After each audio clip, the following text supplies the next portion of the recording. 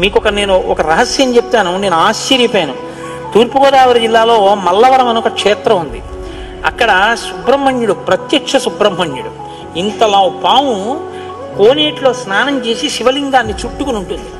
అది పిల్లలు పుట్టని వాళ్ళు వెళ్ళి నమస్కారం చేస్తే పిల్లలు పుట్టారు. డాక్టర్లు పిల్లలు పుట్టారని సర్టిఫై చేసిన వాళ్ళకి పుట్టారు.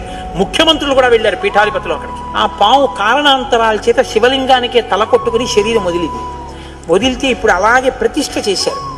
అక్కడ నేను ఆశ్చర్యపోయింది ఏంటంటే, నాకు ఆ దేవస్థానం ధర్మకర్త ఒక ఆయన వచ్చి ఒకసారి ఓ మాట చెప్పారు.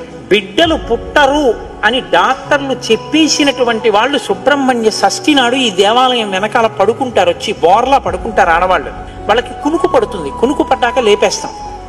ఆ మరుసటి సంవత్సరం వాళ్ళు పసిపిల్లల్ని పట్టుకుని వస్తారండి అని చెప్పారు.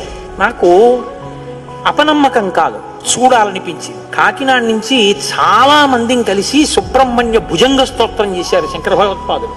సుబ్రహ్మణ్య షష్ఠి నాడు ఆ దేవాలయంలో చదువుదామని అందరం కలిసి వెళ్ళాం. ఆ రోజు వాళ్ళు నా ప్రసంగం కూడా అక్కడ ఏర్పాటు చేశారు. మీరు నమ్మరు, నేను తెల్లబోయానండి. ఎంతంత సంపన్న కుటుంబాల వాళ్ళు బిడ్డలు పుట్టరు అని బెంగ పెట్టుకున్న తల్లులు సంటి పిల్లలతో ఎంతో సంతోషంగా వచ్చి ఆయనకి నమస్కారం చేసుకుని, అబద్ధం కాదు, నేను ఎంతో మందిని అక్కడ అడిగాను, ఏమమ్మా మీకు ఈయన వల్లనే కలిగిందా సంతానం అని.